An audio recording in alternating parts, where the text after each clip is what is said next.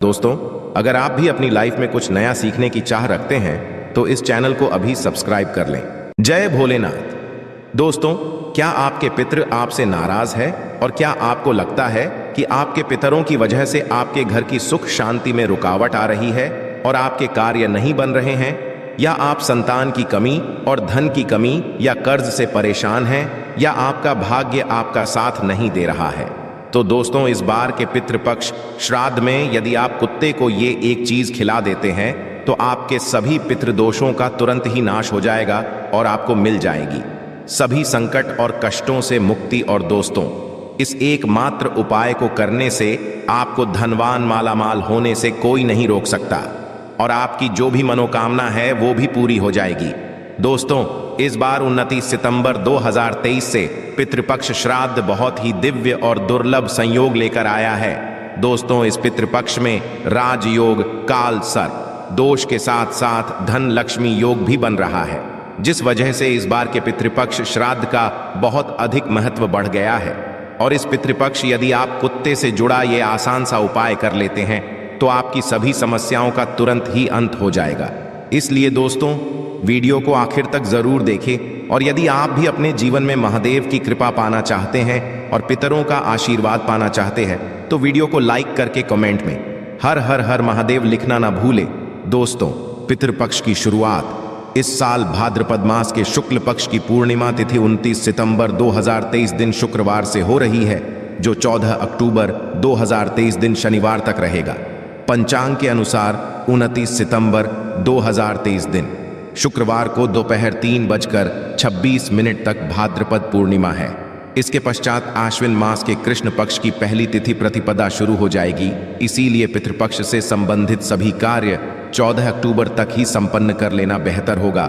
दोस्तों, पितृपक्ष में की आत्मा की संतुष्टि के लिए श्राद्ध और तर्पण किए जाते हैं, जिससे पितृ खुश होकर अपनी संतान को आशीर्वाद देते हैं।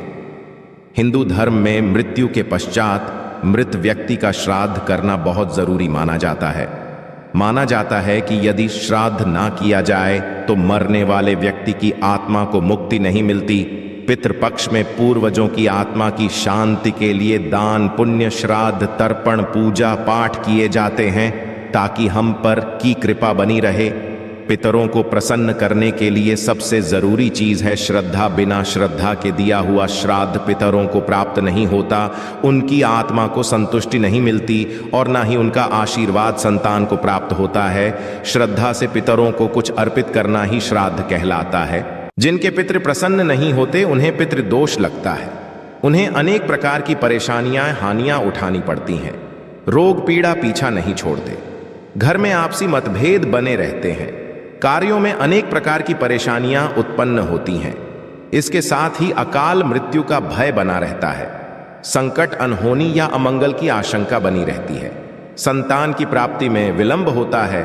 घर में धन का अभाव भी रहता है। साथ ही अनेक प्रकार के महादुखों का सामना करना पड़ता है। दोस्तों, पितृपक्ष पितरों को प्रसन्न करने के बहुत ही खास दिन होते हैं। इन दिनों आप एक छोटा सा उपाय करके भी पितरों को प्रसन्न कर सकते हैं और पितृ दोष से मुक्ति पा सकते हैं।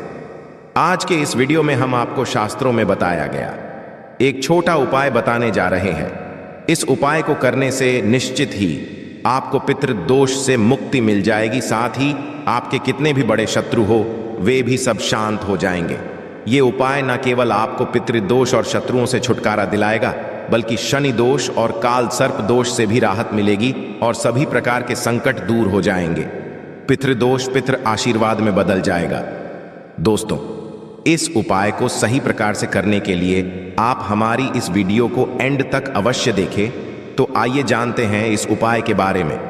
वैसे तो इस उपाय को आप पितृपक्ष में किसी भी दिन कर सकते हैं, किंतु पितृपक्ष के शुक्रवार, शनिवार और अमावस्या के दिन इस उपाय को अवश्य ही करना चाहिए। उपाय करने के लिए स्नान करके स्वच्छ वस्त्र धारण करें। इसके पश्चात आप अपनी रसोई घर की सफाई करें। फिर आप स्वच्छ जल, आटा गूंथने आटा आपको बिना नमक मिर्च के गूंथना है। आपको प्लेन आटा गूंथना है। आटा गूंथने के पश्चात आप सबसे पहले रोटियां बनाएं। सदैव भोजन बनाते समय पहली रोटी गौ माता के लिए बनानी चाहिए। गौ माता के लिए रोटी बनाने के पश्चात ही आप परिवार के सभी सदस्यों के लिए रोटी बनाएं। जब परिवार के सभी सदस्यों की रोटी बन जाए तब अंत में आप मोटी लोई लें। मोटी लोई का मतलब है कि सारे परिवार के सदस्यों की रोटी बनाने के लिए आप जितनी बड़ी लोई लेते हैं, यानी कि जितना आटा लेते हैं उससे थोड़ा सा ज्यादा आटा आप अंत की रोटी बनाने के लिए लेना है। आटा लेने के पश्चात आप आटे में थोड़ी सी शक्कर रखें, जैसे पराठे, आलू के पराठे या कचौरी बनाते समय फीलिंग भरी जाती है। उसी तरह आपको आटे में 1 चम्मच शक्कर रखनी है और फिर इसकी रोटी बेलकर एक मोटी रोटी सेंकनी है। जब यह मीठी रोटी तैयार हो जाए तब आप इस रोटी को एक प्लेट में रख लें और रोटी के ऊपर आप सरसों का तेल लगा दें। अब इस प्लेट को अपने मंदिर के सामने ले जाकर खड़े हो जाएं और भगवान श्री गणेश, भगवान विष्णु, मां लक्ष्मी जी और पितृदेव को प्रणाम करें और सभी कष्टों और संकटों को दूर करने की प्रार्थना करें। शनिदेव को प्रणाम करें और शनि दोष को दूर करने की प्रार्थना करें। पितरों से जाने अनजाने में की गई अपनी सभी गलतियों की क्षमा मांगे और पितृदोष को दूर करने की भी प्रार्थना करें। यमदेव को प्रणाम करें। यमदेव को प्रणाम करने के पश्चात आप उस रोटी को ले जाकर किसी काले रंग के को खिला दें। यदि काले रंग का कुत्ता ना मिले तो आप किसी भी और कुत्ते को इस रोटी को खिला सकते हैं। दोस्तों, शास्त्रों में बताया गया है कि श्राद्ध पक्ष के दौरान पितृ पशु पक्षी के माध्यम से हमारे करीब आते हैं। मान्यता है कि पितरों तक भोजन पहुंचाने के लिए चींटी, कौवे, कुत्ते, गाय और देव को भोजन कराया जाता है। यह भी मानता है कि यह पांचों पंच तत्वों के भी प्रतीक है। कुत्ते को जल तत्व का प्रतीक माना जाता है, चींटी को अग्नि तत्व का, कौवे को वायु तत्व का, गाय को पृथ्वी तत्व का और देवताओं को आकाश का प्रतीक माना जाता है। इसलिए पितरों का श्राद्ध करते समय इन पांचों को आहार देकर पंच तत्वों के प्रति आभार प्रकट करते हैं। पंच बलि का एक भाग कुत्ते को खिलाया जाता है। दोस्तों, कुत्ते को यमराज का पशु माना जाता है। माना जाता है कि यमराज के अपने 2 कुत्ते हैं जिनका नाम श्याम और सबल है। इसलिए श्राद्ध पक्ष में कुत्ते को भोजन कराने से यमराज प्रसन्न हो जाते हैं। शिव बताया गया है कि श्राद्ध पक्ष के दौरान कुत्ते को भोजन देते हुए कहना चाहिए कि यमराज के मार्ग का अनुसरण करने वाले श्याम और सबल नाम के 2 कुत्ते हैं। मैं उनके लिए यह भोजन का भाग देता हूं। वे इस बलि को ग्रहण करें। इसे कुकुर बलि भी कहा जाता है। इसीलिए आप भी कुत्ते को भोजन कराते समय ये बात अवश्य ही बोले कि यमराज के मार्ग का अनुसरण करने वाले श्याम और सबल नाम के 2 कुत्ते हैं। मैं उनके लिए यह भोजन का भाग हूं। वे इस बलि को ग्रहण करें। आपको यह बोलने के पश्चात ही कुत्ते को भोजन कराना है। कुत्ते को रोटी देने के पश्चात आप हाथ जोड़कर कुत्ते को प्रणाम करें, यमराज को प्रणाम करें और भैरव भगवान को भी प्रणाम करें। कुत्ते को भैरव महाराज का भी सेवक माना जाता है। कुत्ते को भोजन कराने से भैरव महाराज प्रसन्न होते हैं और संकटों से भक्तों की रक्षा करते हैं। जो लोग कुत्ते को भोजन कराते हैं उन्हें शनि देव की भी कृपा प्राप्त होती है और शनि दोष से राहत भी मिलती है। शास्त्रों में बताया गया है कि पितृपक्ष के दौरान पितरों की आत्मा की शांति के लिए, पितृदोष से मुक्ति प्राप्त करने के लिए, पितृ की प्रसन्नता के लिए कुत्ते को मीठी रोटी खिलाए। ऐसा करने से पितृदेव प्रसन्न होते हैं, पितृ का आशीर्वाद प्राप्त होता है और पितृदोष से मुक्ति मिलती है। कुत्ते को इस तरह भोजन कराने से सभी तरह के संकट दूर हो जाते हैं। दोस्तों, हो सके तो पितृपक्ष में रोजाना आप कुत्ते को इस तरह भोजन अवश्य ही कराना चाहिए। कुत्ते का बहुत महत्व शास्त्रों में बताया गया है। माना जाता है कि कुत्ते आपको राजा से रंक और रंक से राजा बना सकता है। कुत्ते को रोटी खिलाने से दुश्मन आपसे दूर रहेंगे। कुत्ते को प्रतिदिन भोजन देने से जहां दुश्मनों का भय मिट जाता है, वही व्यक्ति निडर हो जाता है। माना जाता है कि जो व्यक्ति अपने घर में कुत्ते को पालते हैं, कुत्ता घर के रोगी सदस्य की बीमारी अपने ऊपर ले लेता है। दोस्तों, कुत्ते को भोजन कराते समय इस बात का विशेष ध्यान रखे हो सके तो पितृपक्ष में दोपहर के समय, यानी कि दोपहर 12 बजे से 1 बजे के बीच में ही आप कुत्ते को भोजन कराएं, क्योंकि यह समय पितरों का समय होता है। इस समय कुत्ते को भोजन कराने से पितृ बहुत जल्दी प्रसन्न हो जाते हैं। इस उपाय को करते समय आपको इस बात का भी विशेष ध्यान रखना कि आपको कुत्ते का कभी भी अनादर नहीं करना चाहिए।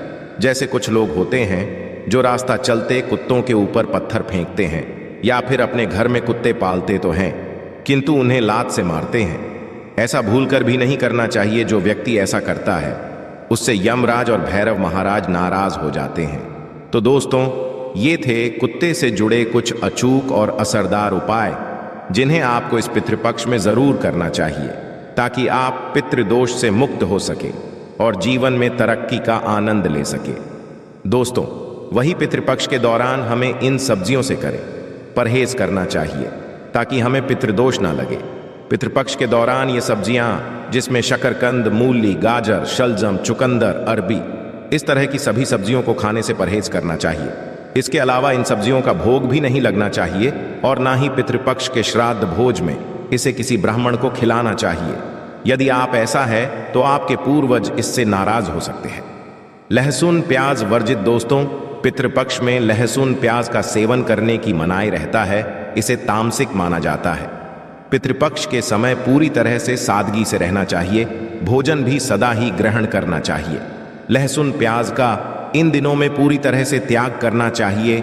चने और मसूर दाल से रहे दूर। दोस्तों, पितृपक्ष में चने की दाल, चने का सत्तू, चने की मिठाई, चने से बने खाद्य पदार्थों का सेवन करना वर्जित बताया गया है। चने के साथ पितृपक्ष में मसूर की दाल भी नहीं खानी चाहिए।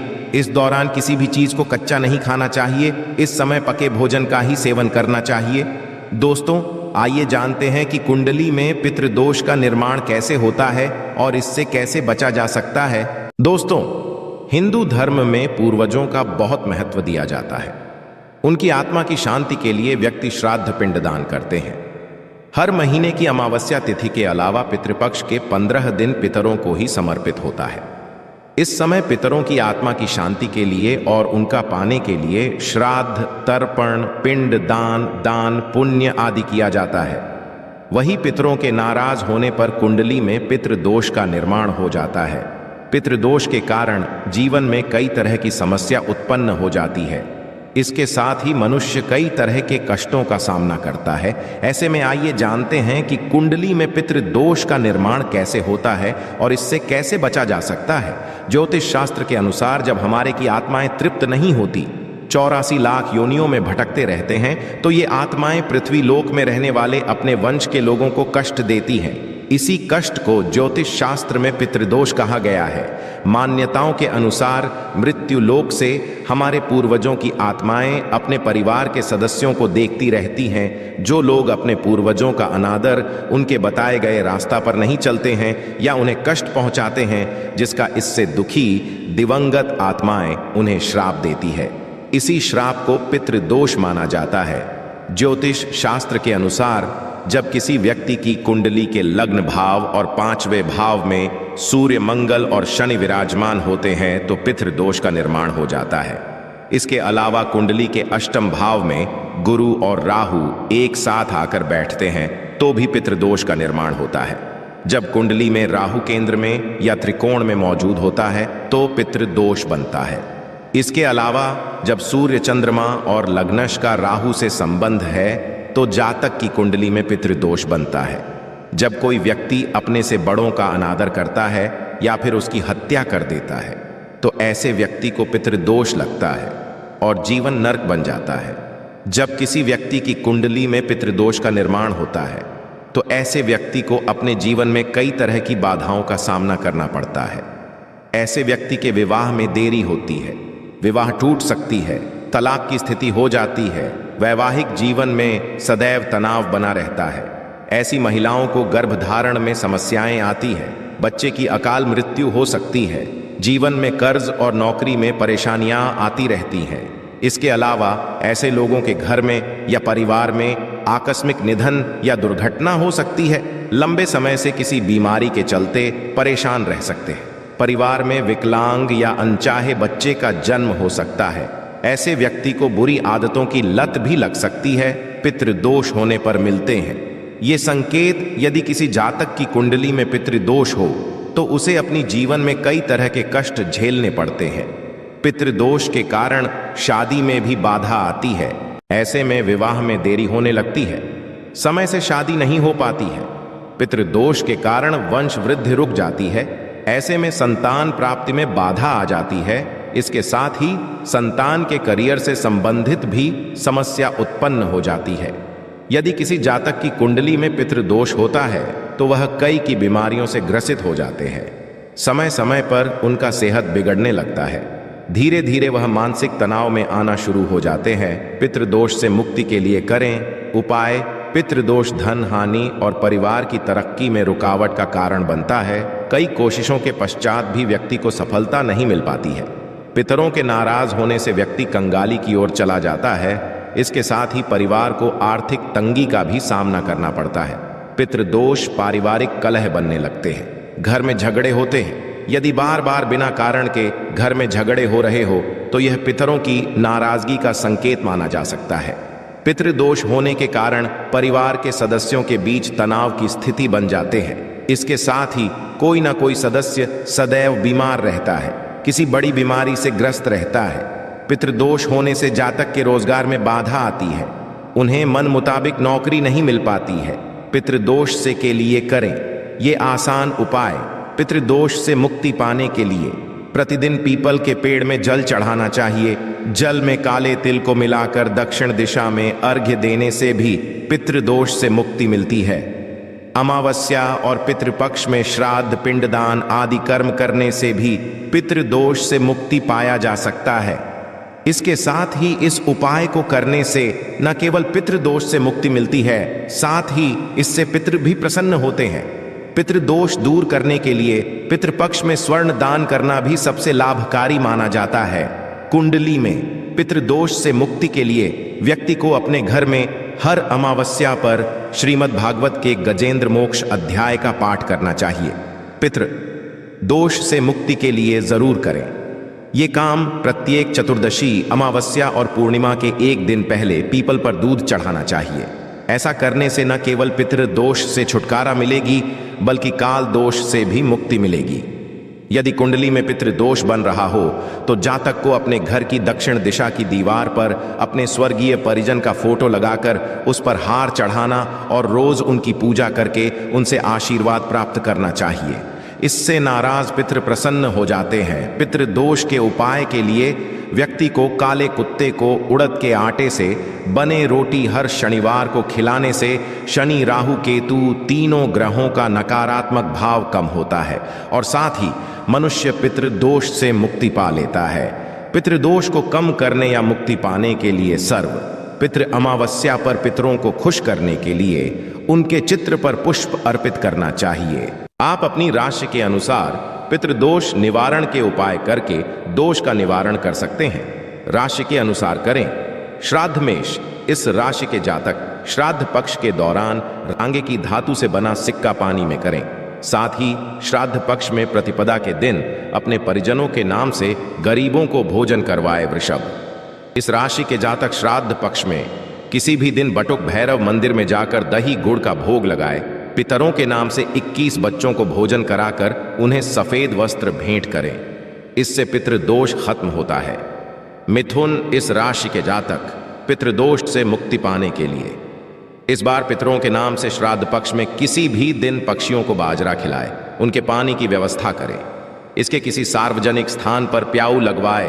कर्क, इस राशि के जातक श्राद्ध पक्ष के किसी भी दिन 400 ग्राम साबुत बादाम बहते पानी में प्रवाहित करें। शिवलिंग का दूध से अभिषेक करें और गरीबों को दूध चावल से बनी खीर बांटे। इससे पितृदोष से मुक्ति मिलेगी। सिंह, इस राशि के जातक श्राद्ध पक्ष में गरीबों को यथाशक्ति सूखे अनाज का दान करें और उन्हें पीले रंग के वस्त्र भेंट करें।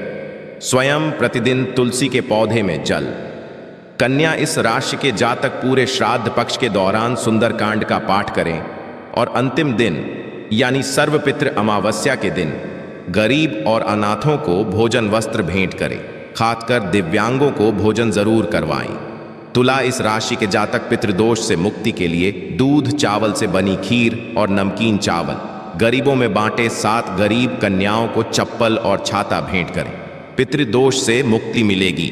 वृश्चिक, इसके जातक पितरों के नाम से 5 गरीबों को 2 रंग का कंबल या गर्म वस्त्र दान करें। उन्हें भोजन करवाए या भरपेट भोजन करने जितना पैसा दान दे गाय को हरा चारा खिलाए। धनु राशि के जातक पक्षियों के दाना पानी का इंतजाम करें, गौशाला में चारा भेंट करें, पितरों के नाम से किसी तीर्थ स्थान में गरीबों को भोजन करवाएं। मकर इस राशि के जातक पितृदोष से मुक्ति के लिए श्राद्ध पक्ष में किसी भी दिन गंगा जल ढले हुए पानी से नहाए, किसी में जाकर दृष्टिहीन और दिव्यांग बच्चों या बड़ों को भोजन करवाए। कुंभ इस राशि के जातक पितृदोष के निवारण के लिए 11 श्रीफल ले, और यदि पितरों के नाम पता है तो उनके नाम लेते हुए एक एक श्रीफल बहते जल में प्रवाहित करें। गरीबों को पवित्र नदी के किनारे बैठाकर भोजन करवाए। मीन इस राशि के जातक श्राद्ध पक्ष के किसी भी दिन गरीबों को दूध या मावे से बनी खाने की वस्तुएं भेंट करें। गाय जिसका में बच्चा हुआ हो उसे हरा चारा खिलाए। गौदान भी किया जा सकता है। आशा है कि आज की इस प्रस्तुति में बताई गई जानकारी आपको अच्छे से समझ आ गई होगी। वीडियो अच्छा लगा हो तो एक लाइक अवश्य कर दें। धन्यवाद वीडियो के अंत तक बने रहने के लिए।